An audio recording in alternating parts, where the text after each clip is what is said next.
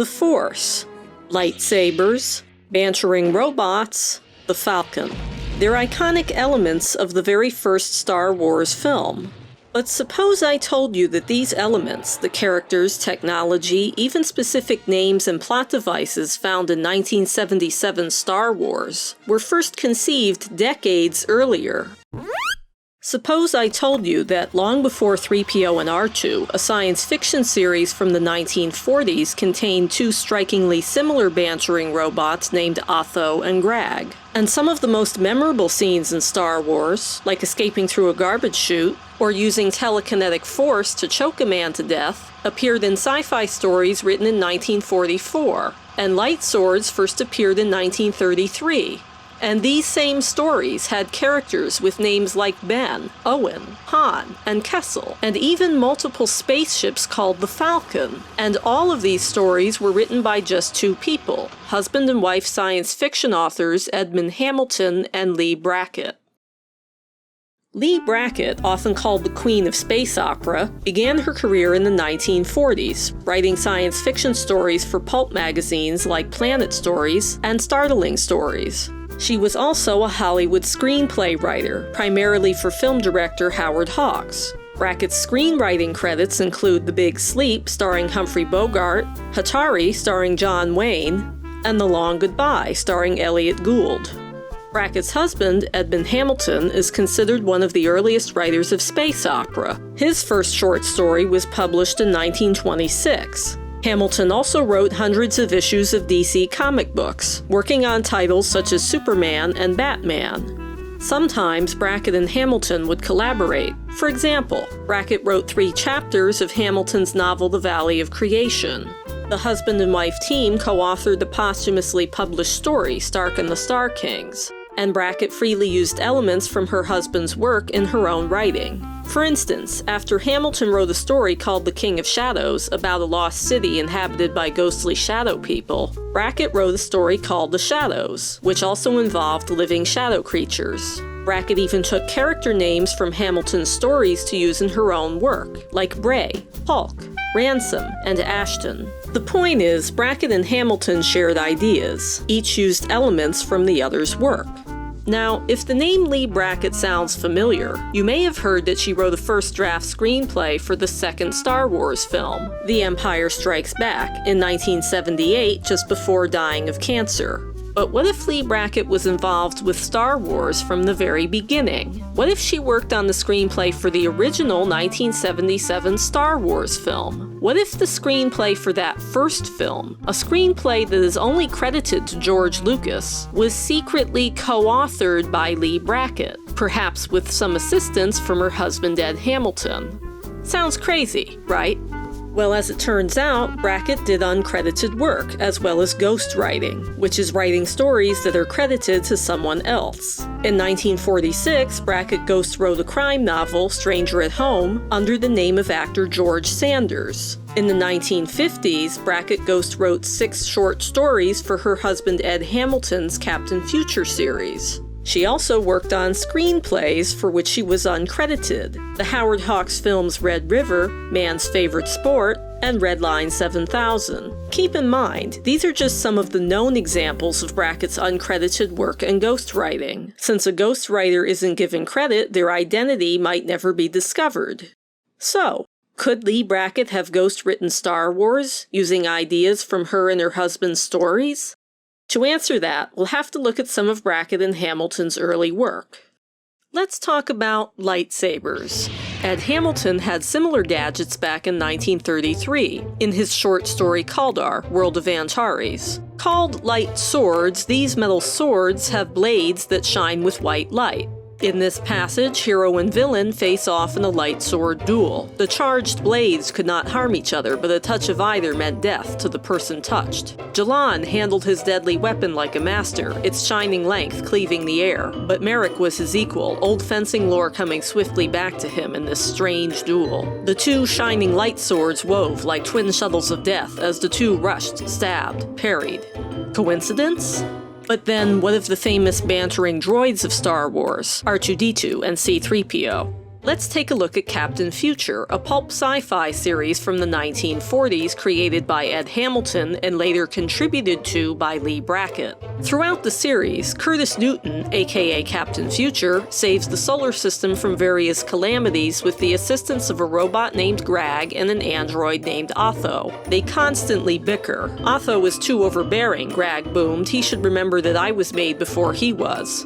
Otho replies, "Of course you were. You were such a bad job that they had to try again and make me before they were satisfied." You'll be malfunctioning within a day, you nearsighted scrap pile. Later, Grag complains, "It keeps me busy all the time, undoing the harm you do." Otho was for a moment speechless. "This is too much," choked the android. "It's bad enough to have to knock around the system with a loud-mouthed, dim-witted machine, but when that machine starts lecturing me..." Don't get technical with me. But, just like R2 and 3PO, when in mortal danger, we see that Grag and Otho truly care for each other. Of course, once they are out of danger, the insults resume. For example, at one point, Otho is believed to be dead. And when Grag later discovers that Otho is alive, "Otho, it's really you?" cried Grag joyfully. Then the robot hastily dissimulated his gladness. "You blasted rubber dummy, why didn't you let us know you were safe?" R2-D2, it is you! It is you! Oh, and in one scene, Grag and Otho play a game of compound chess aboard their ship, the Comet.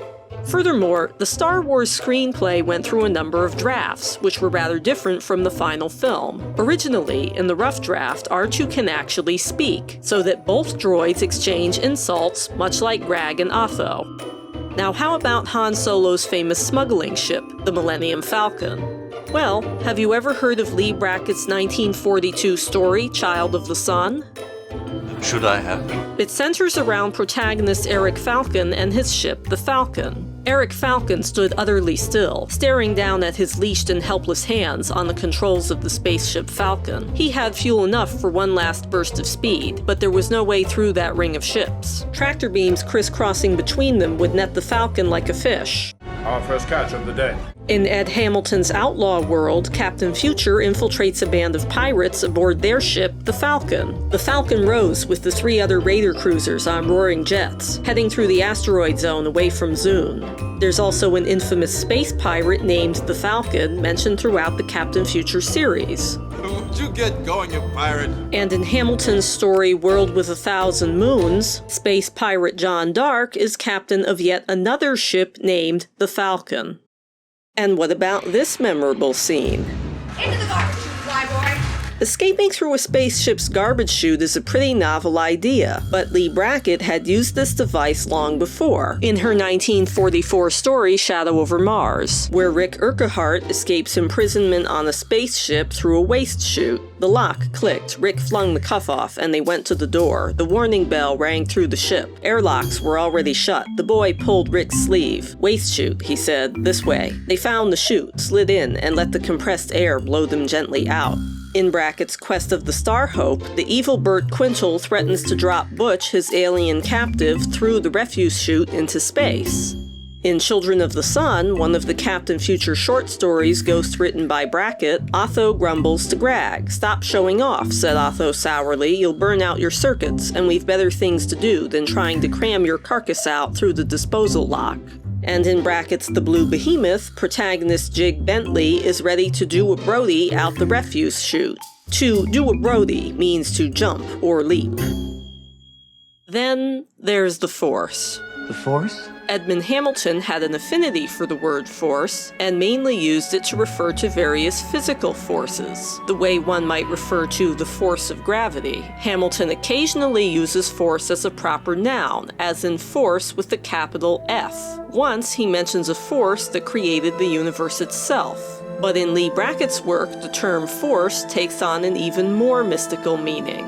Like in Citadel of Lost Ships and The Sorcerer of Rhiannon, where telepathic characters create walls of force that act as shields. Telekinesis, they've built a wall of force around us. She has nothing but the power of her mind, murmured Tobal. She can't fight the strength of the projector long. Fire, Brandon. A faint beam of light leaped out, splattering against the barrier of force Kimra had built. The force wall held stubbornly.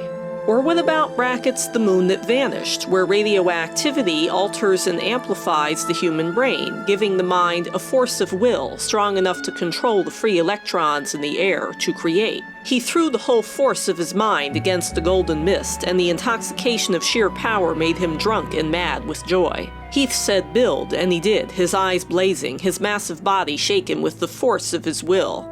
The title character of Brackett's Child of the Sun can also create with the force of its mind. It understands telekinesis, the control of the basic electrical force of the universe by thought. It's an energy field created by all living things. It surrounds us and penetrates us. It binds the galaxy together. In The Veil of Astellar, Brackett uses the terms thought force and life force. The life that had been in their bodies, the force that no man has a name for, that makes the breath and blood and heat of living flesh, the ultimate vibration of the human soul. And those with thought force powers in Astellar are even described as having an aura, a term that is also used in early drafts of the Star Wars screenplay to describe force users. In this scene from Astellar, the character Vance battles Flack and other thought force wielders. I hit him first with my mind. I gathered all the force I had and let him have it, and he had to marshal his own thought force to fight it off. We even see the concept of living force in Brackett's Children of the Sun and in Hamilton's Sunfire, a story involving telepathic sun beings whose bodies are force rather than matter. These energy-based life forms reach out with their thought senses and find matter-based humans strange and repellent. Luminous beings are we, not this crude matter. In another scene from Brackett's The Veil of Astellar, Vance is confronted by fellow crew member Gallery. Vance stares into Gallery's eyes and proceeds to kill him with his thought force powers. I caught his eyes and held them, and he stopped. I could hear his thoughts. I could see the wet shine of his teeth and hear the labored breath go between them, hoarse and rough. He went down to his knees, his head went back, the cords roped out in his neck and jerked, and then suddenly he fell over on his side and lay still. "My heart," he whispered, "you've stopped it." He couldn't breathe now, he couldn't speak, but I heard his thoughts. It's a sort of telekinetic strangulation. In fact, Brackett loves strangling. Suffocation by strangling, threats of strangulation, and broken necks occur in many Brackett stories. Here's a small selection.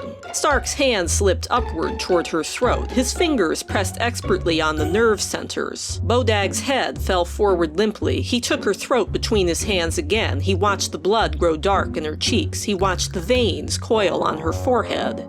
Stark's hands locked around the Valkesian's throat, his eyes intent and strange. N'Chaka had a grip at last on the demon with yellow eyes. The yellow eyes widened, they blazed, and then they slowly dimmed until the last flicker of life was gone.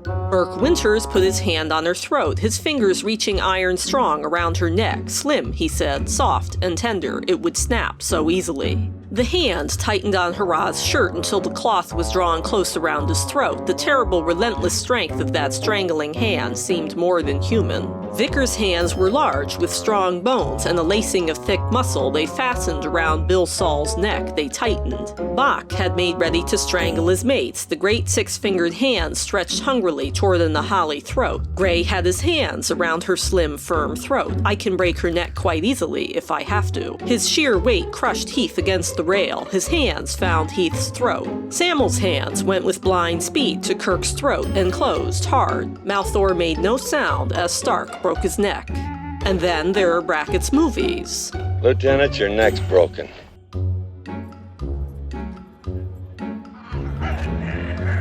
A couple of more cracks like that and you won't have to get a racing car to break your neck.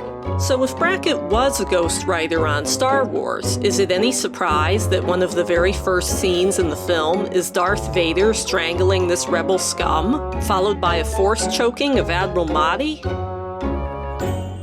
While we're talking about force powers, I should mention Kyber crystals. You know, the magical crystals that power lightsabers in Star Wars? You might be thinking, wait a minute, those aren't in the first Star Wars movie. Didn't those show up later in the expanded universe? Like the Clone Wars TV show? Actually, although Kyber crystals didn't quite make it into the first Star Wars film, there was a Kyber crystal present in the early screenplay drafts. Originally, this crystal had nothing to do with lightsabers. It was used to channel and amplify the Force. What's so significant about this Kyber crystal? Well, just like thought forces and strangulation, Leigh Brackett had a thing for crystals, especially supernatural ones. Magical crystals first show up in Hamilton's work, like the cosmic crystal that has the power to make an entire planet invisible in The Magician of Mars. But it's Brackett who really runs with the idea. In Brackett's The Veil of Astellar, X-crystals amplify and direct mental powers, acting as a kind of focal point. In the Sea Kings of Mars, telepathic seers also utilize special crystals. It seemed that all the power of their minds was pouring into the focal point of the crystal, blending through it into one strong beam, and he felt the pressure of those gathered minds upon his own mind. These halflings, strong in extrasensory powers, had perhaps long ago discovered that the crystals could focus their minds together. He fought it with all the force within him, but it was not enough. And in Brackett's story Black Amazon of Mars, protagonist Eric John Stark is entrusted with a magical crystal lens or talisman hidden in a belt buckle. Open the boss, there, on the side, where the beast's head is carved. Stark took the belt from Kamar and found the hidden spring. The rounded top of the boss came free. Inside it was something wrapped in a scrap of silk. It was a lens, some 4 inches across, man-made and made with great skill, but still only a bit of crystal. He bent closer to the fire, studying the lens. The firelight made tiny dancing sparks in the endless inner facets. Quite suddenly, he had a curious feeling that the thing was alive. This exact plot device is mirrored in the second draft of Star Wars, where Luke keeps the Kyber crystal concealed in a secret compartment of a belt buckle. Owen unfastens his gun belt and hands it to Luke. He slides back a small latch on the belt buckle, revealing a small diamond-like crystal. Luke carefully examines it. The Kyber crystal. Luke stands looking at the crystal for a few moments, then snaps the buckle closed and puts on the belt. Brackett's story Black Amazon of Mars is notable for another reason, this description of the character Lord Ciaran. He seemed very tall, from neck to thigh. His lean body was cased in black link mail, and under that a tunic of leather, dyed black. His head and face were covered by a thing that Stark had seen before only in very old paintings, the ancient war mask of the inland kings of Mars. Wrought of black and gleaming steel, it presented an unhuman visage of slitted eye holes and a barred slot for breathing. Behind it sprang out in a thin, soaring sweep, like a dark wing, edge-on in flight. The man in armor was silent. The blind mask turned to Stark, who met that eyeless gaze.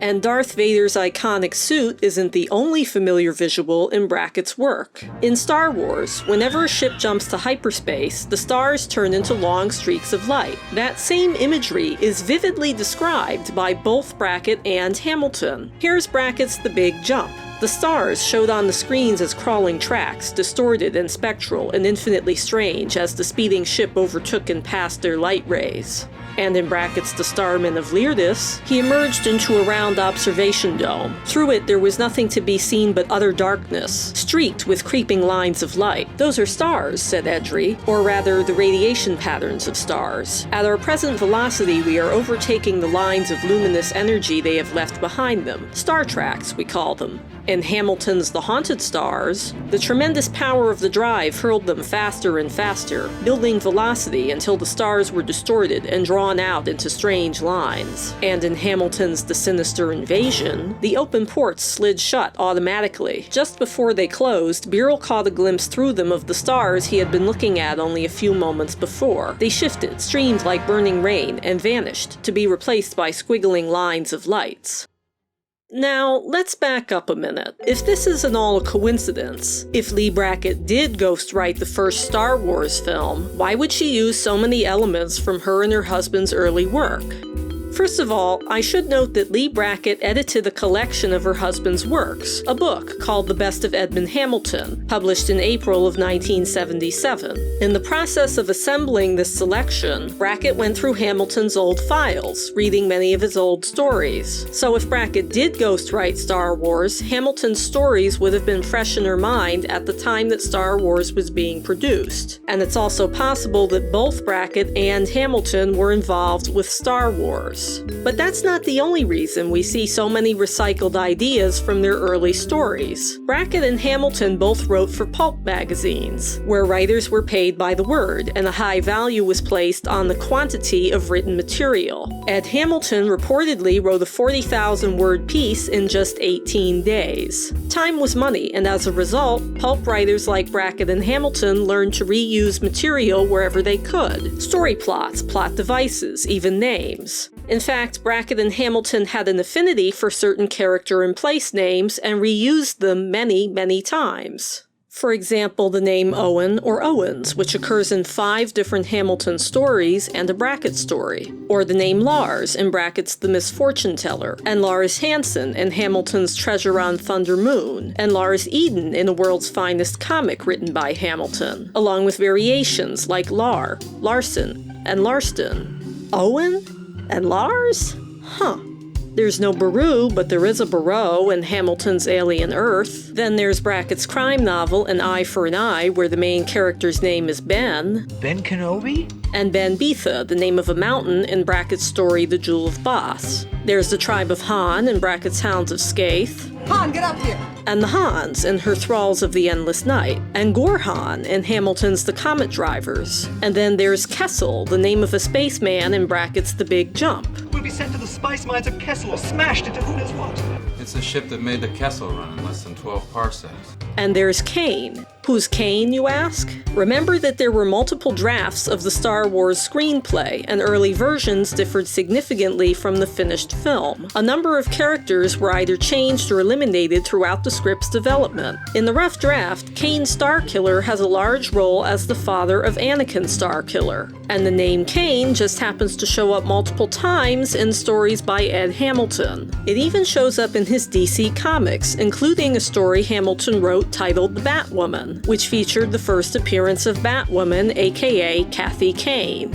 Then there's the title of Lord Protector, a title granted to Anakin Starkiller at the end of the Star Wars rough draft, in a scene that would eventually become the medal ceremony. And in Lee Brackett's The Ginger Star, the planet of Skaith is ruled by a mysterious group known as the Lord's Protector. Oddly enough, The Ginger Star was published in 1974, the very same year that the Star Wars rough draft was completed. And there's Deke Starkiller, the 10-year-old brother of Anakin Starkiller in the rough draft. And Brackett's short story Mommies and Daddies, also published in 1974, has a protagonist named Deke, who also happens to be a young boy.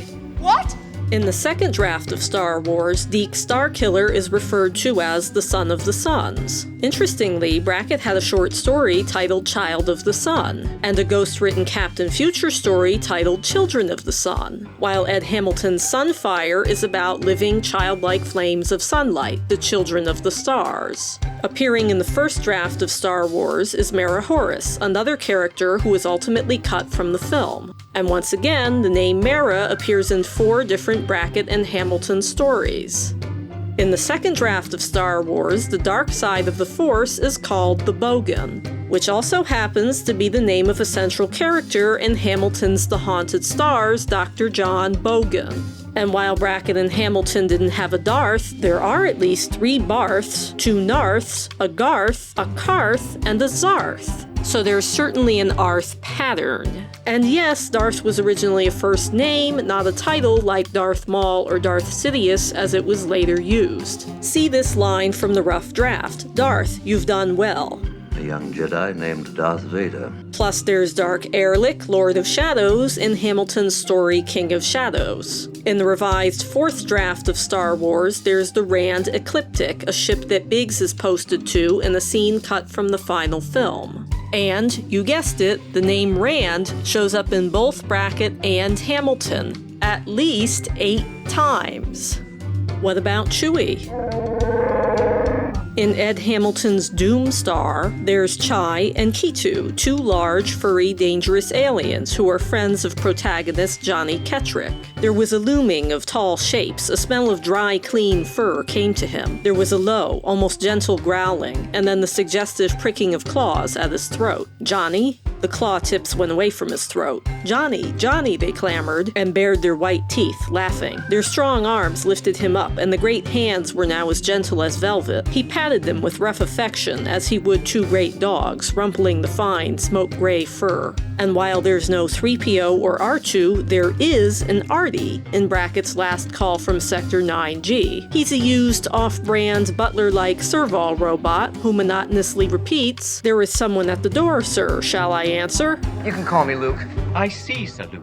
And the Death Star? A superweapon that blows up entire planets? It's right out of the tradition of Ed Hamilton, who was variously known as the World Wrecker for his multitude of superweapons that destroyed suns and planets, or World Saver due to his heroes stopping said superweapons at the last possible moment. Like the Hammer of the Valkars in Starman Come Home, which shoots out a red beam that makes a star go nova, destroying an entire system. God, no wonder the galaxy revolted against the old empire. To kill a star, too terrible, too wrong. Or the giant space mirror that threatens to burn the cities of Earth to cinders. Or the disruptor in the Star Kings, a weapon that destroys the fabric of space itself.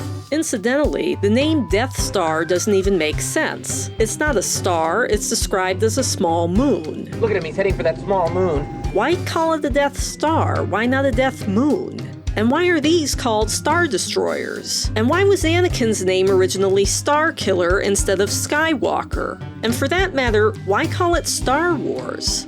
Could it be because Brackett and Hamilton had a penchant for using the word star? Like Doomstar, the Star Kings, Star Lords, Star Wolves, Star Combers, the Bitter Star, the Ginger Star, the Star of Dread, the Star of Life, Battle for the Stars, Starmen of Leerdis, Retreat to the Stars, the Star Hope, the Stars My Brothers, or Eric John Stark, a recurring Brackett protagonist. Stark, rather like Star Killer, don't you think?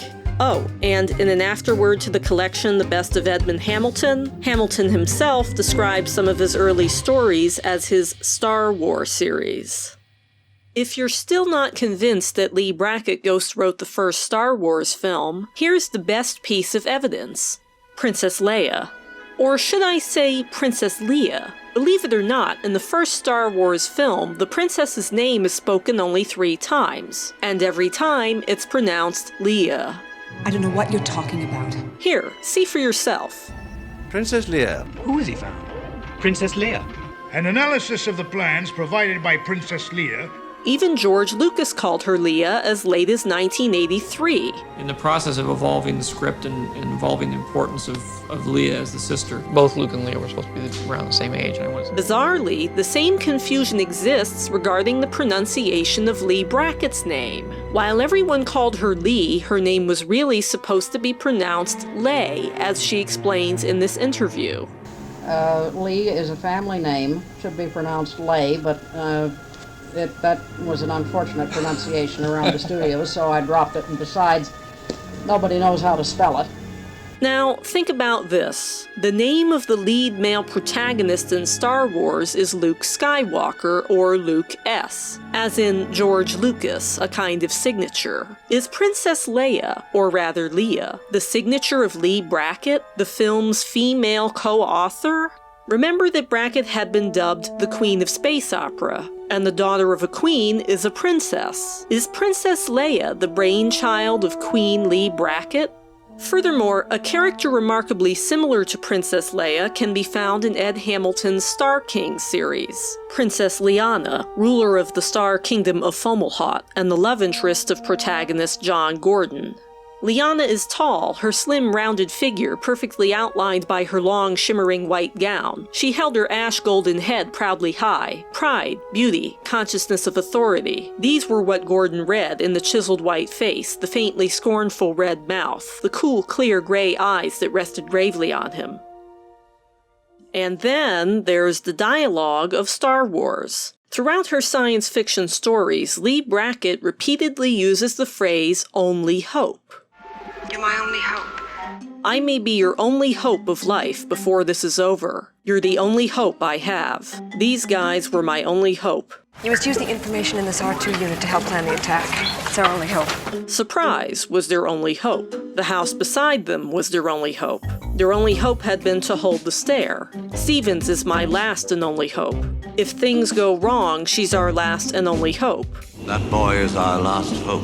I'm the only hope you have now. You're mankind's only hope, son. I think that you are my only hope. Help me, Obi-Wan Kenobi. You're my only hope. And Brackett was a co-writer on the screenplay for the movie The Big Sleep.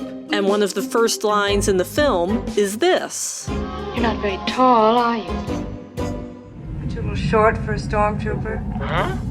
Then there's mechanical arms. No, not Luke's right hand in The Empire Strikes Back, or Anakin's right arm in the prequels. See, the first mechanical arm actually shows up in the first Star Wars in the rough draft, in a scene where Kane Starkiller swings his left forearm down with a mighty blow. The old Jedi warrior's forearm cracks in two, spewing forth wires and many fine multicolored electronic components. The artificial limb flops lifelessly to Starkiller's side.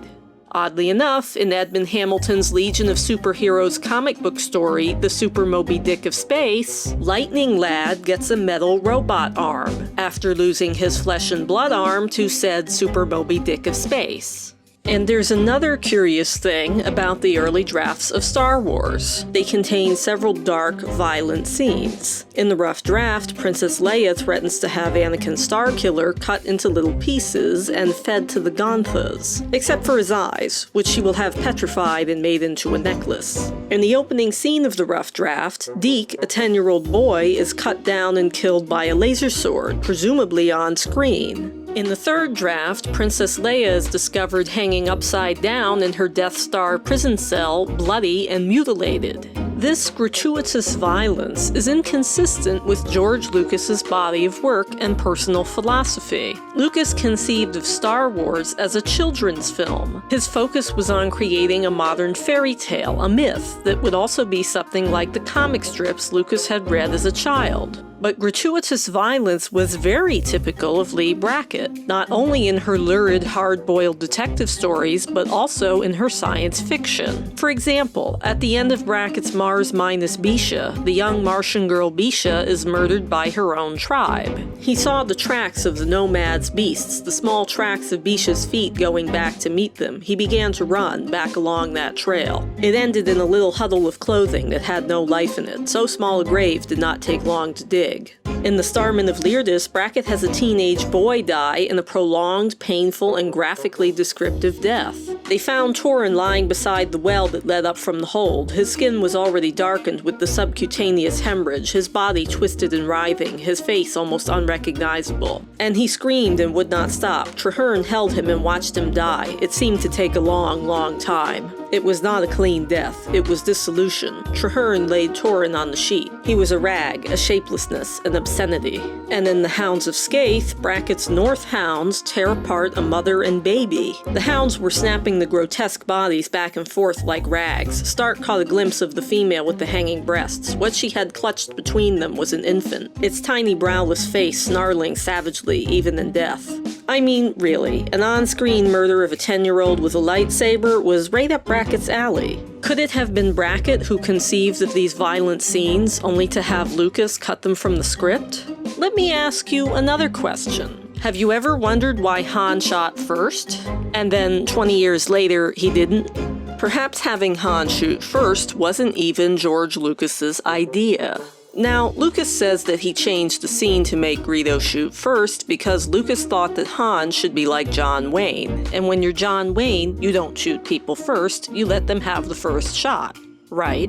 But, you see, there's this one time when John Wayne did shoot first, in the Leigh Brackett movie, El Dorado.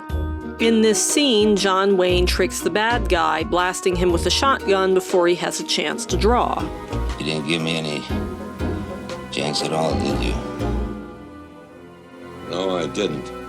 So Leigh Brackett would have had no problem with Han Solo, a hardened mercenary, shooting first. But the idea of a hero gunning someone down under the table conflicted with George Lucas's entire worldview. This scene bothered Lucas so much that he had to go back 20 years later to digitally alter it. In a discussion of the Star Wars Special Editions, where the controversial change was first introduced, producer Rick McCallum states, George didn't change anything that he didn't want or didn't originally conceive. So if Han shooting first wasn't Lucas's original idea, was it Brackett's idea? Now that we've talked about Leigh Brackett and violence, let's talk about Leigh Brackett and romance. Here's a typical example of a Brackett-style romance from Sea Kings of Mars. In this story, planetary archaeologist Matt Karst is transported to Mars's distant past, where he ends up an oarsman on the war galley of Princess Ywain of Sark. Ywain wore her black hair short, cut square above the eyes and falling to her shoulders. Under dark brows, her eyes had smoldering fires in them. Karst felt the surge of bitter admiration. This woman owned him, and he hated her and all her race, but he could not deny her burning beauty and her strength. Ywain glanced down into the pit. "Pick up the beat," she said. "Flog every man who loses stroke." Later, Karst takes over the ship and takes Ywain captive. Karst says, "I could have let my wolves tear you if I had wished you killed now." Ywain's teeth showed briefly in what might have been a smile, not like doing it with one's own hands. "I might have done that too, here in the cabin. And you tried, yet did not. Well then, what?" Karst did not answer. He hated her as he had never hated anything in his life before. He bent over her. She reached up swiftly and found his throat. Her fingers were as strong as steel, and the nails bit deep. He caught her wrists and bent them away. Later, Ywain is in danger of being executed, but in spite of everything that's happened, Karst objects. "I say she is not to be killed." There was a stunned pause. Why? Let her live, because the barbarian, meaning Karst, loves her. Eventually, Karst is able to return to his own time, and his now beloved Ywain goes with him. Karst took her in his arms and kissed her. "I think which world we dwell in will not matter much, as long as we are together in it." Here's another Brackett romance in The Moon That Vanished, where protagonist David Heath is kidnapped by Allure, who forces Heath to lead her to the mysterious Moonfire. Heath wishes that he could take Allure's white neck between his hands and break it, and then Heath falls in love with Allure in short order. You might be seeing a pattern here. Brackett romances usually start out with the couple literally at each other's throats trying to kill each other, like in Brackett's screenplay for the movie Hatari, where Sean, the John Wayne character, is constantly at odds with the love interest, Dallas. At one point, Sean threatens only half-jokingly to shoot her. Don't you shoot him, or you have to shoot me too. Don't tempt me.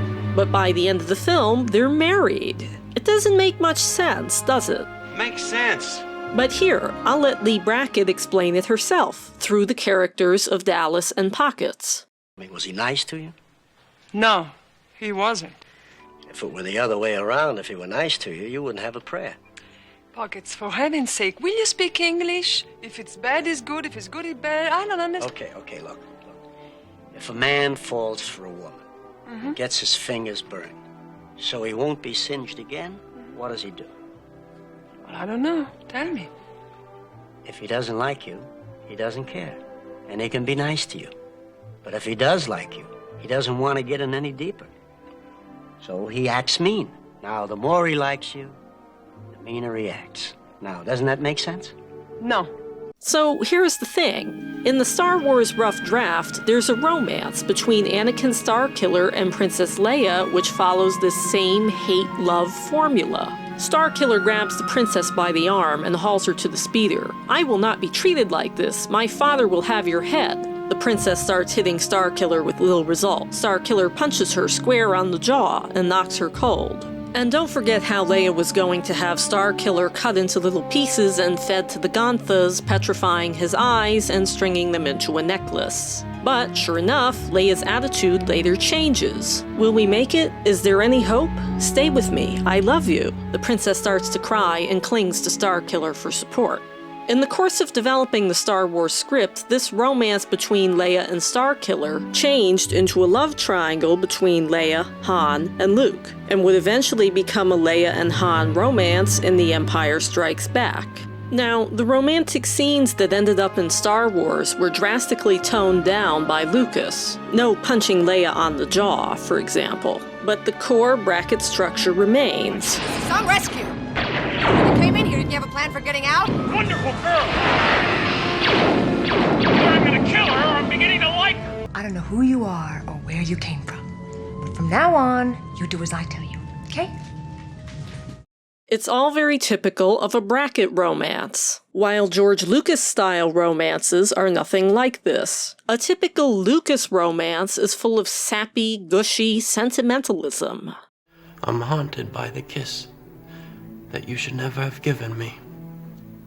My heart is beating, hoping that that kiss will not become a scar. And it's not just in Attack of the Clones. Carrie Fisher complained about Lucas's romantic dialogue writing after she and Lucas co-wrote an episode of the Young Indiana Jones Chronicles TV show. You wanted to write, your eyes are the colors of diamonds that glow. Now, come on, it wasn't that bad. It was pretty... Well, it was very flowery. It was very ironic and modern, cynical kind of dialogue. It wasn't hip. It was very 40s. But I mean, the weirdest 40s in the world. This can't be the same person who was writing about petrified eyeballs. Now, let's talk a little bit more about Leigh Brackett's influences. Brackett was a big fan of the author Edgar Rice Burroughs, particularly his Barsoom series, which follows the adventures of John Carter, a 19th century Earthman teleported to Mars. While many science fiction authors cite Burroughs as an inspiration, he was especially important to Brackett, who repeatedly cites Burroughs as her biggest literary influence. In fact, Brackett was first introduced to science fiction through The Gods of Mars, the second book in the Barsoom series, which she read as a young child. Brackett's favorite science fiction setting was Mars, and her vision of the Red Planet heavily parallels Burroughs' own version of Mars, aka Barsoom. So why is Brackett's connection to Burroughs important? Because Star Wars also contains direct references to Burroughs. In Star Wars, we have banthas, and on Burroughs' Barsoom, we have banths, large lion-like predators. Where the Star Wars drafts have Jedi and Padawans, Barsoom has Padwars and Jed, both titles of rank. The Star Wars rough drafts also mention Knights of Sith, and Barsoom has giant insects called Sith. Not to mention that Star Wars begins on Tatooine, a desert planet like Mars, with 2 suns instead of Mars's 2 moons. We've spent a lot of time looking at the original Star Wars movie, so let's look more closely at the sequel, The Empire Strikes Back. Remember, we know that Leigh Brackett wrote the rough draft of The Empire Strikes Back. If Brackett was involved with the first Star Wars film, we would expect to find the same pattern of recycled names from Brackett and Hamilton's earlier work in Brackett's draft of Empire. And indeed, that's exactly what we see. In this rough draft, the character of Lando appears. And sure enough, Land, Landon, Landor, Landolph, and Londo are all names used by Ed Hamilton. Brackett's rough draft of Empire Strikes Back also contains the scene where the Falcon hides inside of an asteroid, similar to Brackett's story Water Pirate, in which the so-called water pirate hides out in a hollowed-out asteroid, or Brackett's No Man's Land in Space, about a space pirate hideout on a half-hollow asteroid, or Brackett's Retreat to the Stars, in which a band of rebels have a secret base inside of an asteroid where they hide from the oppressive Tri-State. Brackett's rough draft of Empire Strikes Back also includes flying creatures that are described as giant pale manta rays. This may come from Brackett's story Out of the Sea, in which numerous giant sea creatures, including rays, suddenly take to the skies in flight. We also see a few homages to Edgar Rice Burroughs in the Empire draft, including Cloud People, a reference to the Cloud People of Burroughs' Venus series. In fact, Brackett had made this particular homage before, in her story The Vanishing Venusians. Brackett's Empire draft also has a character named Ovan Marikal, likely taken from the character Ovan in the Burroughs novel Tarzan at the Earth's Core. There's another interesting thing about Brackett's Empire draft. It has a character named Minch. After Brackett's death, George Lucas would rename Minch to Yoda, a real Japanese surname, in line with Lucas's interest in Japan. The funny thing is, a similar naming situation occurs in the first Star Wars film, with Old Ben. Or is it Obi-Wan Kenobi? Ben? Obi-Wan Kenobi. Ben? Ben Kenobi? Obi-Wan Kenobi. Obi-Wan Kenobi. I wonder if he means old Ben Kenobi. Help me, Obi-Wan Kenobi. Ben Kenobi, where is he? We've seen the name Ben appear in Brackett's early works, while the name Obi-Wan Kenobi is clearly Japanese in nature. Could it be that Old Ben was Brackett's name for the wise old Jedi, while Lucas called him Obi-Wan Kenobi, and the film ended up containing both names? There are other two-name examples in the first Star Wars, like Sand People, or are they Tusken Raiders? In the third and fourth drafts, they're called Tuskens, but in the film... They're Sand People, all right. I can see one of them now. Sand People. It looks like the Sand People did this all right. Sand people always ride single file. And making the jump to light speed? Or is it the jump to hyperspace? She'll make 0.5 past light speed.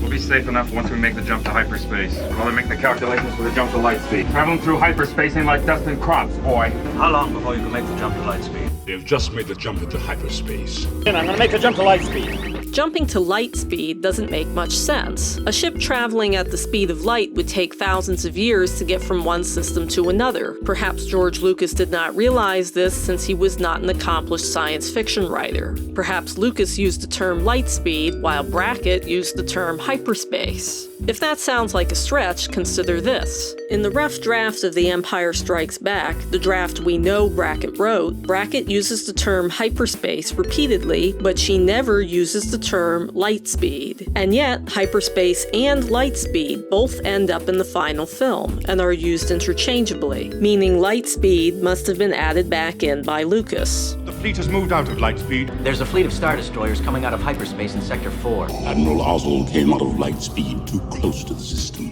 At this point, you might be thinking all of this has to be more than mere coincidence, but still, does it really prove that Leigh Brackett was a ghost writer on the first Star Wars film? And if she was, how did it all happen and why? Why wasn't she credited? To answer these questions, we have to look a little deeper into the creation of Star Wars and into the background of George Lucas.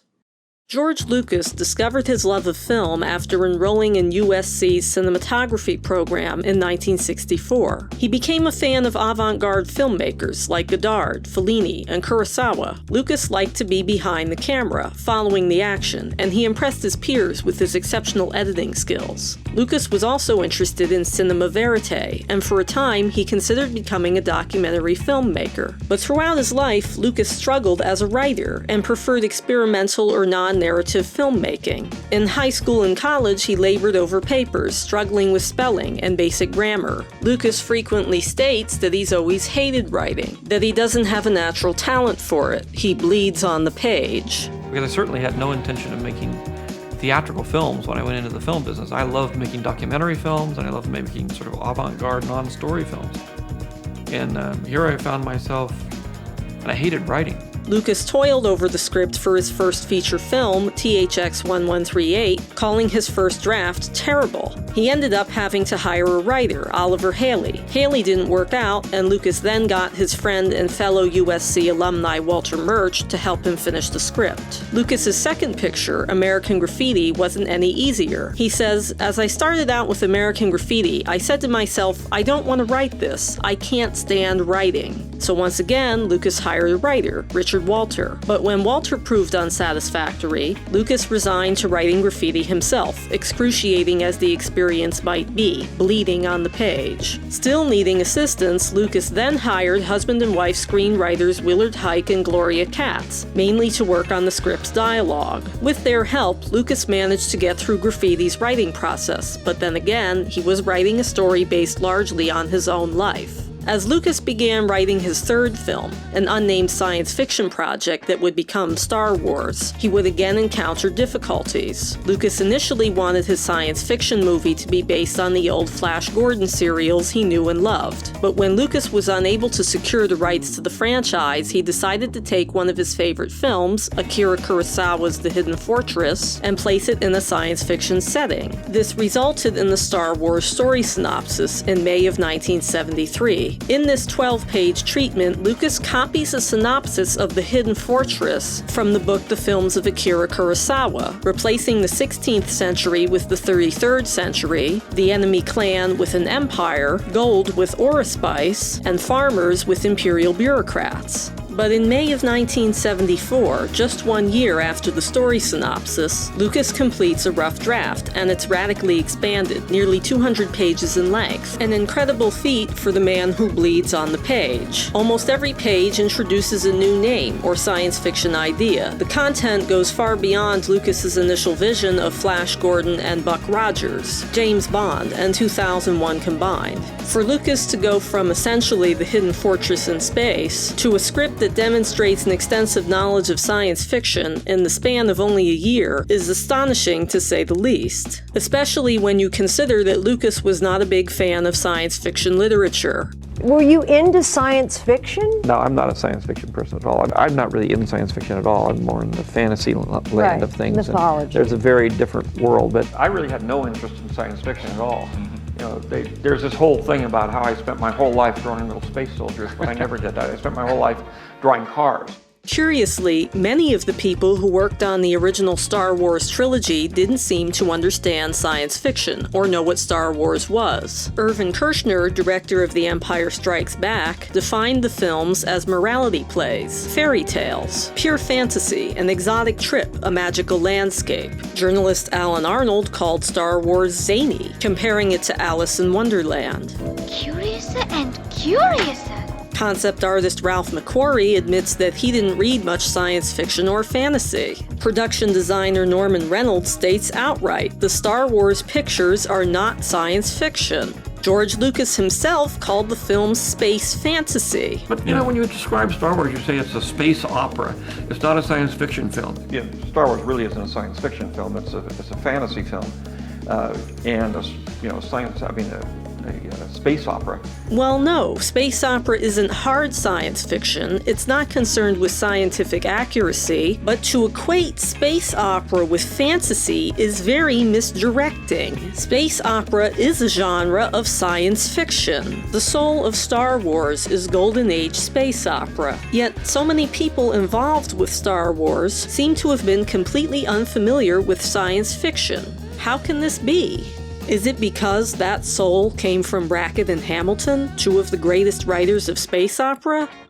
In an interview from 1974, Lucas expresses a rather naive standpoint, saying, "In my mind, I guess, you're a filmmaker when you write an original screenplay, not a work from a book you found, but something out of your own brain, which you then make into a movie." The problem with this statement is, successful writers, artists, filmmakers, any sort of creator knows that something doesn't come from nothing. Good artists copy, great artists steal. You have to look to other people's work for ideas and inspiration. You need reference. If you try to be completely original, you either end up with a highly experimental work, or you draw on your own life experiences for inspiration, and this is exactly what Lucas did. His student films were all experimental. Look at Life was a rapid-fire montage of images from Life magazine set to a percussion piece. Lucas would call his short films 14208 and 61867 visual tone poems. Lucas's first feature, THX 1138, was extremely avant-garde, and while American Graffiti had more of a narrative, it was essentially a portrait of Lucas's own youth growing up in 1950s California, with the culture of cruising and rock and roll. Lucas even describes himself as a composite of the film's four main characters. American Graffiti was drawn from Lucas's own life, but Star Wars was different, and it couldn't have just come out of nowhere. Francis Ford Coppola, Lucas's friend and mentor, once gave the aspiring young director this advice: "You're going to have to learn to write if you're ever going to direct. Nobody will take you seriously unless you can write." Lucas protests, "I'm not a writer. I hate writing. I like cinema verite, documentaries, non-story, non-character tone poems." Basically, Coppola is telling Lucas that you have to be an auteur, saying it's the ability to write original material that separates filmmakers from mere directors. Is it possible that this sentiment led Lucas to retain Lee Brackett as an uncredited ghostwriter? Consider this. In November of 1976, 6 months before the premiere of Star Wars, a movie novelization by George Lucas was published. Except it wasn't written by George Lucas. It was ghostwritten by Alan Dean Foster. Why employ a ghostwriter? Directors were never expected to write their own movie novelizations. Why not say, written by Alan Dean Foster from a story by George Lucas? Did Lucas feel that he needed to direct the film, edit the film, write the story, the screenplay, and even the novelization in order to establish himself as a true auteur? So if it's true, if Leigh Brackett was involved with Star Wars from the beginning, one has to wonder, just how much of Star Wars could she be responsible for, beyond The Empire Strikes Back?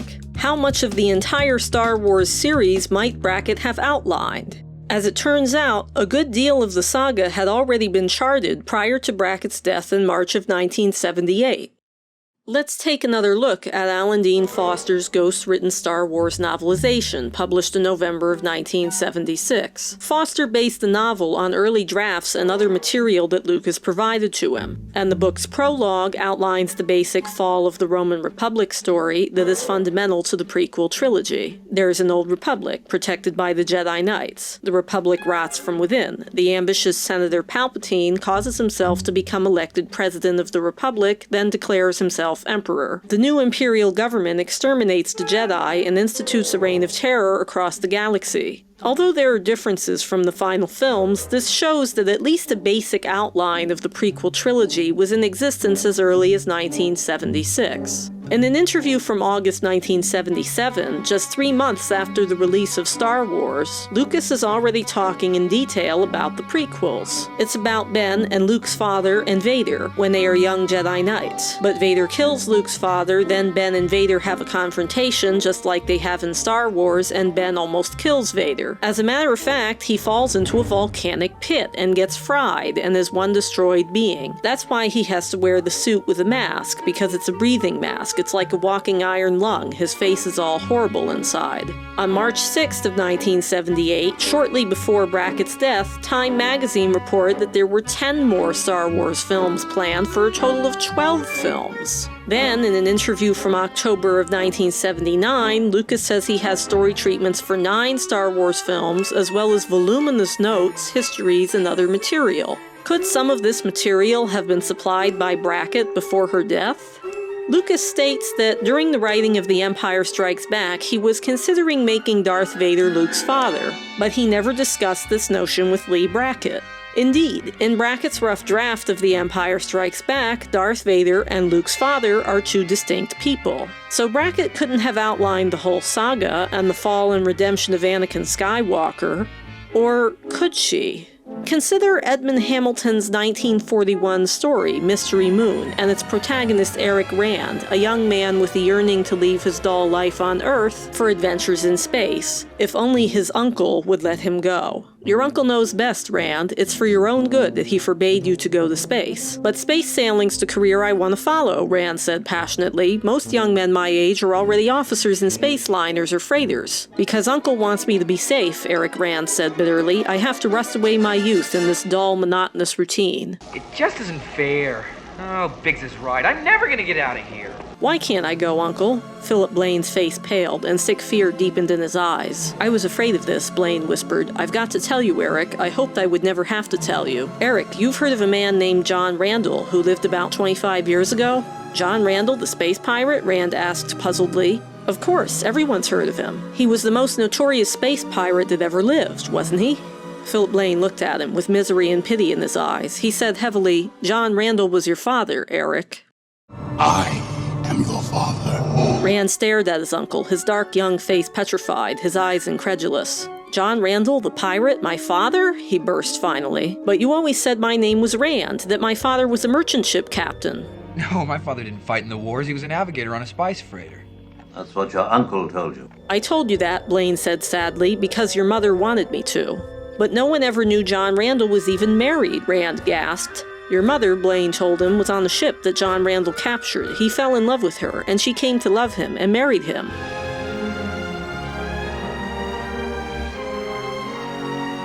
Then John Randall sailed out with his fleet, never to return. Cornered off Neptune, he put up a terrific fight and died. Your mother's heart was broken. She died after your birth, and I think she was glad to die. She had loved John Randall with all her soul.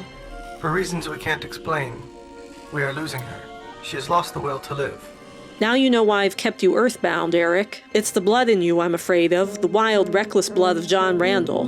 You are reckless. Out there in the void, that dark, wild heritage from your father might be too much for you. He has too much of his father in him. That's what I'm afraid of. Later in the story, the uncle, Philip Blaine, is murdered. I think you get the point. The whole passage has suspicious similarities to the overarching plot of the first 6 Star Wars films, which suggests that Brackett and maybe Hamilton had outlined not only the original Star Wars and The Empire Strikes Back, but also Return of the Jedi and possibly the prequels. If that sounds like a stretch, let's look at another old Hamilton story, Lost Elysium, which features flame swords that glow with shining force, something like the light swords from Hamilton's earlier Kaldar stories. There's a shocking revelation near the end of this story, when the blackmailed villain Tethra meets the hero, his distant descendant Cullen. There was something vaguely familiar in Tethra's dark, strong, aging face. A strange, throbbing emotion showed in Tethra's eyes. His dark, sardonic face was not mocking now. It was yearning, glad. Yes, you are Cuchulainn reborn. In your veins flows his blood and mine. Your blood, Cullen cried, astounded. Do you mean... I was Cuchulainn's father long ago on Earth, said the Fomorian king. Your forefather, my son. I am your father. Cullen was stunned, numbed. He saw shock and horror in Fan's white face as she looked up at him. Your father? It can't be true, Cullen exclaimed. I've no Fomorian blood, none of Tethra's blood in me. It is true, Tethra affirmed. It's not true. That's impossible! Search your feelings. You know it to be true. Cullen turned wildly to the girl. Fan, this has not changed me. Even if I have Tethra's blood, my heart is with the Tuatha and with you. You know not what you say, Cuchulainn. You are my son, heir now to my power. Our science will crush all who resist us. The battle will be great, but with the world as stakes. Surely such battle, such empire, must allure you if you have blood of mine. Cullen, despite himself, did feel that tempting strike a strange responsive chord within him. Wild, dark blood of long-dead Cuchulainn, blood of this ruthless king before him, running strong in his own veins. That was what he had to fight against. No, Tethra, he said harshly, my loyalty is to Earth and to the Tuatha who protects it from you. I'll never join you! When Tethra's own forces then threaten to kill Cullen, Tethra saves his son from death, sacrificing himself in the process. A Fomorian captain sprang raging forward with shining sword uplifted to strike at Cullen. This Cuchulainn the king calls son is traitor to us, he roared. Tethra whirled and stabbed his sword like a living brand of light. Its point ripped into the throat of the charging Fomorian, and the man staggered and fell with his whole head blasted and blackened. No man kills the son of my blood, even though he fights against us, flamed Tethra to the furious Fomorians. Then you can die with him, howled voices, and his followers rushed with uplifted swords toward him. Tethra staggered suddenly, his whole side blasted where a sword had finally touched him. It was toward the prostrate Tethra that Cullen turned. He bent over the Fomorian king, whose strong face looked up at him, dark and proud, even as it stiffened with the approach of death. Tethra whispered, you fought beside me, as I dreamed once of my son fighting. He was dead, with the whisper. And Lee Brackett also has several stories that tie into the fall and redemption of Anakin Skywalker narrative. In The Sea Kings of Mars, the mind of the so-called Fallen One, Rhiannon, returns from imprisonment seeking redemption. I have come to redeem my sin, I swear it. Emmer's white, shaken face flashed burning hate. O father of lies, Rhiannon who brought evil on our world by giving the serpent power. Rhiannon, the cursed one, turned saint. Will you deny me the chance to redeem myself? Redemption of a fallen one? Then there's Brackett's Shadow over Mars. In this story, the Terran Exploitations Company is in the process of taking over Mars and its people, supplanting the Martian planetary government. The protagonist, Rick Urquhart, has been forcibly pressed into the service of the company, where he slaves away in Martian mines. You're a slave? Rick becomes the subject of a prophecy regarding the fate of Mars. I will read your future, the old woman said slowly. What are you trying to do? Rick asked her thickly. His left hand rose, bringing the atom gun up. Her gaze pressed against his, beating back his strength. He fought his own finger on the blaster's firing stud. The force of her thought hammered at him. You cannot fire, it said. I saw your future, Earthman, she whispered. I saw your shadow over Mars. Just how this prophecy should be interpreted is unclear. Many believe that Rick will bring doom to Mars, while others think that he will be its savior. I've heard them talk. I know the prophecy, your shadow over Mars. They hate and fear you. I think you would bring life to Mars instead of death. Is he not to destroy the Sith and bring balance to the Force? So the prophecy says. A prophecy that misread could have been. This prophecy ends up going to Rick's head. "My shadow," he whispered, "my shadow over Mars." Mayo straightened slowly, watching him. An odd look came into her face, a faint, uncertain fear. There was a fire in Rick suddenly. Why not? Why not me? Take hold of my future, sure, my future and a world. Some guy's hand will grab it, why not mine? He threw back his head and laughed. "We'll go up together," he said. "You're the woman I need, a strong woman, to go beside me like a sword. Together, Mayo, and I'll give you Mars to wear on a chain around your neck." And together, you and I can rule the galaxy. Make things the way we want them to be. "I love you, Rick," Mayo told him. "Sure, and I love you." "No, there's no love in you, Rick, not the kind of love I mean. Part of you has come awake, the sleeping thing the old woman saw and was afraid of, your strength. But it hasn't any soul. I thought you were the man we needed to bring life to a dying world. But you don't even know what we're talking about. You'll bring death, Rick. Death and destruction, if you live." This whole mystical prophecy routine shows up again in Brackett's Scathe trilogy, where Eric John Stark is the subject of a prophecy regarding the fate of the planet Scathe. Bea said to Gelmar, "He is the dark man of the prophecy." Astonished, Stark said, "What prophecy?" "Gareth, wise woman of Ernon, she prophesied that an off-worlder would come, destroy the Lord's protector. Once again, the true meaning of this prophecy is open to interpretation. "We are all fated men now," Jiran said. "We can only go where our destiny leads us." He gave Stark a long, hard, measuring look. All the members of the council were doing the same, and Stark knew what they were thinking. What has he really brought us? Freedom and a new life, or death and utter destruction? The prophecy said only that he would destroy the Lord's protector. It did not say what the result of that would be. Lee Brackett's connection to the Star Wars prequel trilogy doesn't end there. After Brackett was hired to write The Empire Strikes Back, she and George Lucas held story conferences. They discussed a number of possible planets. Some of these planets would ultimately end up in the prequel trilogy, like a water planet with an underwater city, and a city planet that is completely built over and possibly the home of the Empire, the genesis of Coruscant. Interestingly, in Brackett's story Last Call for Sector 9G, published in 1955, Brackett had already described a galactic center, aka the Hub, a world very much like Coruscant. The city was beautiful. It covered almost the entire land area of the planet. The Hub had grown to have a population of something like 10 billion people, spread horizontally and stacked up vertically and dug in underneath. The towers stood sharply defined against a sky of incredible dark blueness. The dim canyons at the feet of the towers were lost in the new night. The halls of government rose up white and unadorned and splendid. This galactic Capitol Hill ran for miles. The walks were thronged with other people, people from hundreds of stars, thousands of worlds, people of an infinite variety of sizes, shapes, and colors, dressed in every imaginable and unimaginable fashion. Durham had never liked the underground streets, this vaguely unsavory demi-world that wound itself around the foundations of the city. There were different levels to this undercity, following down the foundations, the conduits and tubes and sewers and pumping stations. Is it possible that before she died, Brackett provided this description or one like it to Lucas to use as a basis for the city planet? Could she have laid the foundations for some of the environments of the prequels?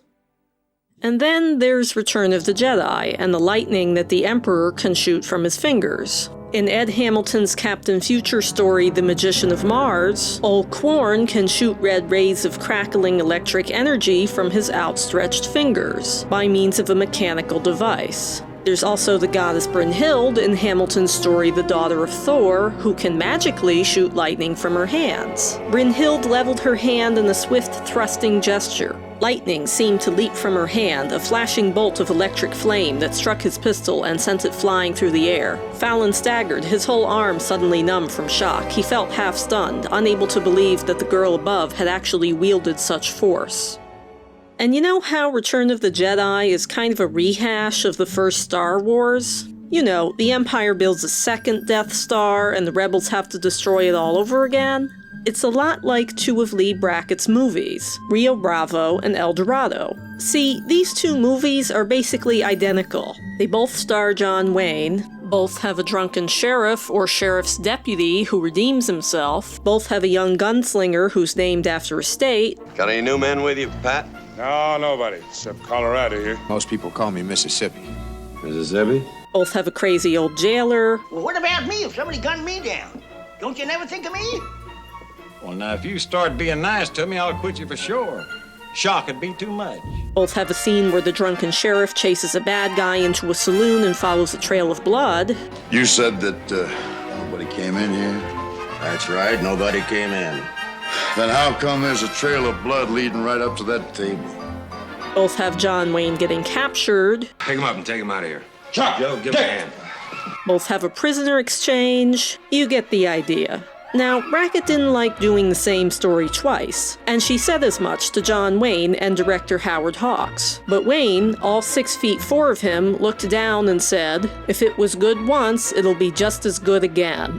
Perhaps Brackett took this wisdom to heart and thought, why not do the whole Death Star thing over again? Still, you might wonder, if Leigh Brackett ghost wrote Star Wars, why would Lucas keep her involvement on the first film a secret, and then credit her on the sequel, The Empire Strikes Back? Well, it's complicated.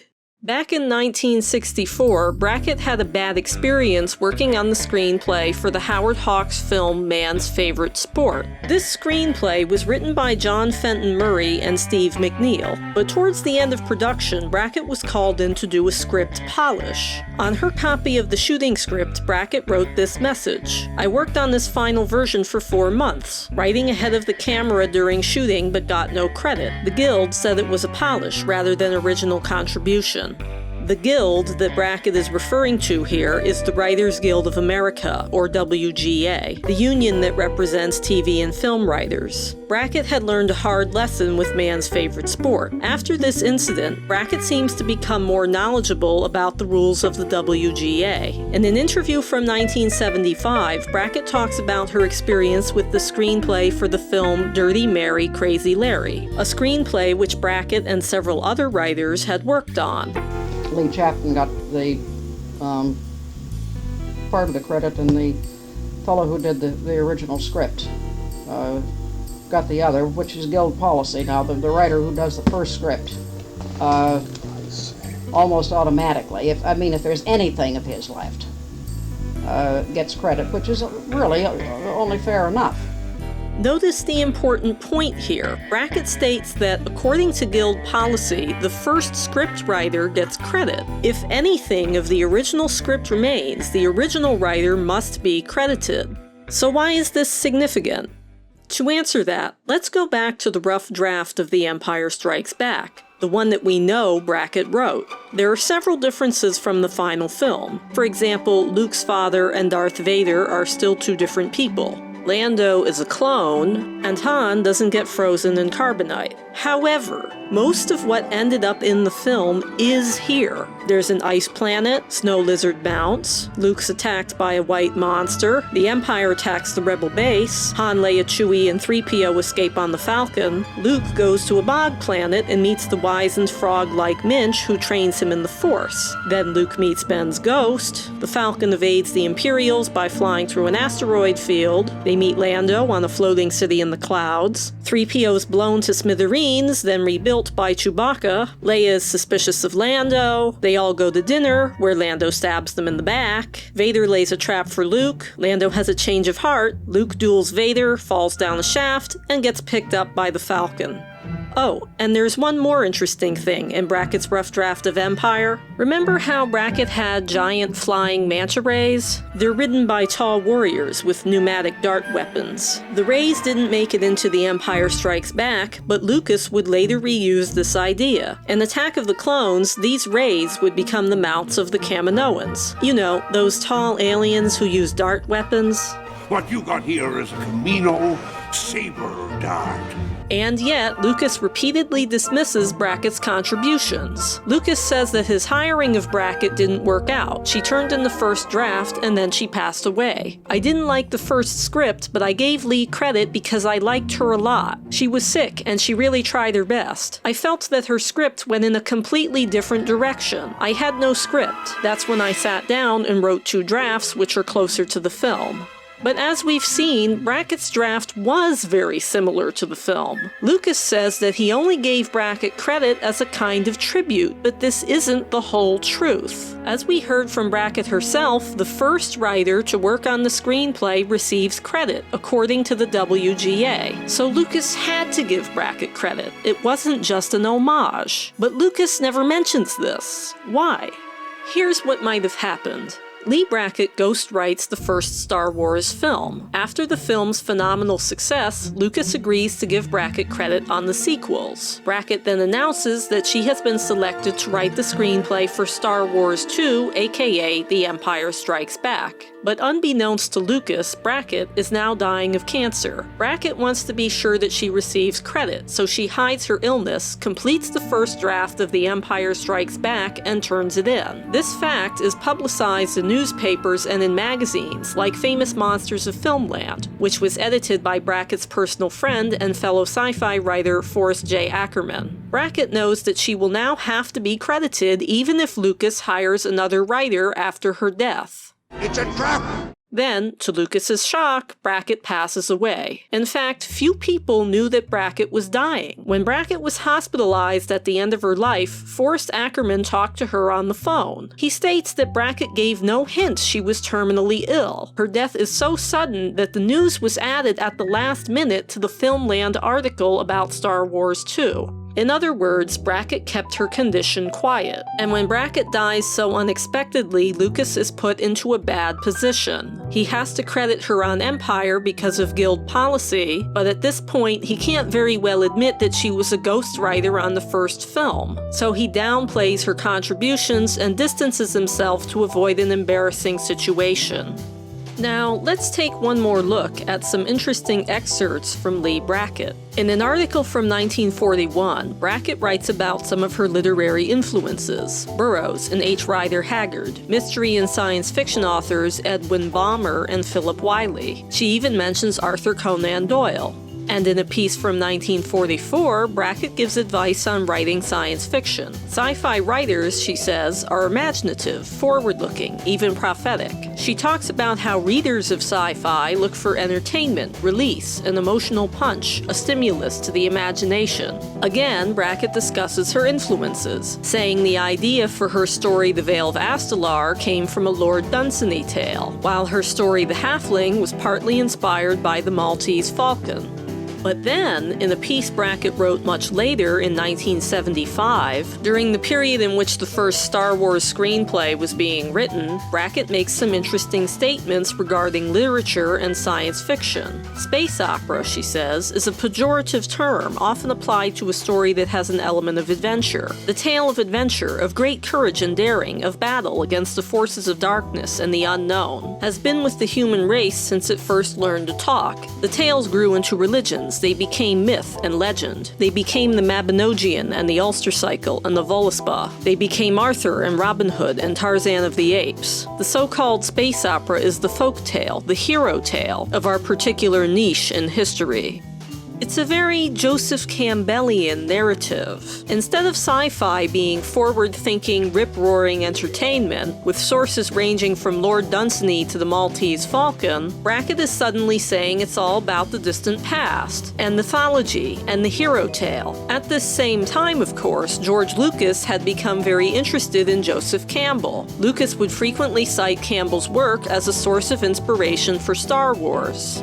My last mentor probably was Joseph Campbell, who asked a lot of the interesting questions and exposed me to a lot of things that made me very interested in a lot more of the cosmic questions and the mystery. When I did Star Wars, I consciously set about to recreate myths and the classic mythological motifs. In an interview from 1974, Lucas discusses why, after making THX 1138, he made the movie American Graffiti. I realized after THX that people don't care about how the country's being ruined. All that movie did was make people more pessimistic, more depressed, and less willing to get involved in trying to make the world better. So I decided I would make a more optimistic film that makes people feel positive about their fellow human beings. It's hard to be optimistic when everything tells you to be pessimistic and cynical. We've got to regenerate optimism. In another interview from 1977, Lucas makes similar statements regarding Star Wars. "We all know what a terrible mess we have made of the world. Every movie made in the last 10 years points out how terrible we are, how we have ruined the world, and what schmucks we are, and how rotten everything is. And I said what we really need is something more positive." Now compare these excerpts of George Lucas with a statement made by Leigh Brackett in an interview conducted in October of 1977, 5 months after the release of Star Wars, and just 1 week before Brackett was contacted by Lucas to write The Empire Strikes Back. Humanity has always seemed to need heroes. We've been going through a very anti-heroic period, you know, where everybody was cynical, they were slobs, they were cowards, they were everything that was rotten, which you're supposed to admire, instead of the tall, kempt, coiffed hero who wouldn't go back on his word and wouldn't strike a man when he was down. And look at Star Wars, which is heroes and villains, good guys and bad guys. What is going on here? Brackett is repeating a philosophy that closely reflects the attitudes of George Lucas. It's just like the earlier excerpt where Brackett talks about myths and legends in the vein of Joseph Campbell. How is it that Brackett's point of view suddenly happens to align with Lucas's before they were ever supposed to have met? This is still very early in Lucas's career, and this is a time before computers, before the internet. How could Brackett be regurgitating Lucas's philosophy, unless she had spent considerable time working and talking with Lucas himself? Could Lucas have influenced Brackett's perspectives? In that same 1977 interview, Brackett also makes this statement. "Oddly enough, I'm very happy to say it turns out that Mr. Lucas is quite an old fan of mine. How could she possibly know that?" Brackett then goes on to praise Star Wars. "It was just a great film. It's not beating people over the head with what terrible people they are and how they're ruining the environment, or telling us we must all get down and wallow in our shame and beat our breasts." But when the interviewer comments on how Star Wars consists of the best elements of popular science fiction images put together in Lucas's own unique way, Brackett's mood takes a turn. "I'm so frustrated. Nobody in Hollywood connects me with science fiction, because nobody in Hollywood reads science fiction. They associate me with hard-boiled detectives and westerns." It's an odd reply, to be sure. The incredible global success of Star Wars is often attributed to its universal motifs, its mythology, its archetypes. It doesn't have anything to do with special effects. It doesn't have anything to do with spaceships. It has to do with the same thing that made people sit around and listen to a storyteller go on about Helen of Troy. But while Star Wars certainly contains Joseph Campbellian elements, so do most stories. Heck, even Howard the Duck has a kind of hero's journey, but it's still one of the most universally panned movies of all time. The heroic mythologic aspect is important, but it's not why Star Wars was such a major breakthrough. It's because Star Wars was science fiction space opera, fully realized, visualized for the first time on the silver screen. The old sci-fi that dates back to the 1940s and 50s. Now, if Leigh Brackett was involved with Star Wars beyond The Empire Strikes Back, that's not to say that she wrote the whole thing. She was a co-creator. Many elements of Star Wars clearly came from George Lucas. The Flash Gordon-like opening crawl, names like Tatooine, which is named after the town of Tatooine in Tunisia, the Japanese-sounding names like Obi-Wan Kenobi and Yoda, and the World War II-style dogfights. Indeed, it was Lucas who accomplished the entire visualization of the film, the groundbreaking special effects, the fast-paced editing. Lucas is a highly visual person.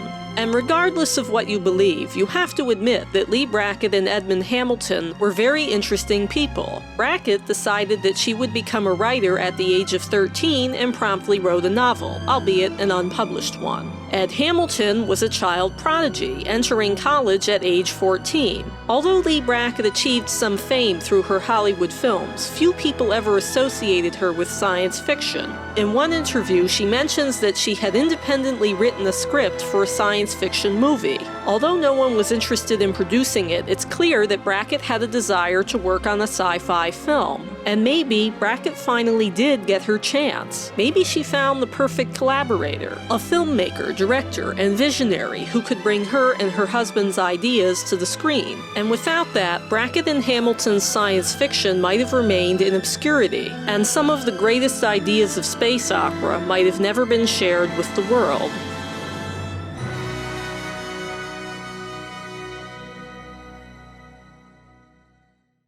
You're not rebelling against the pessimism of the modern science fiction film. Well, I get a little bored with pessimism too. This world has always been such a place of, my God, strife, bloodshed, pestilence, famine. Climates have changed, entire species have been wiped out. It's a dreadful world in many ways, but it always has been. It's also a perfectly marvelous world, and I love it. And I'll never live long enough to, to see all that I want to see of it.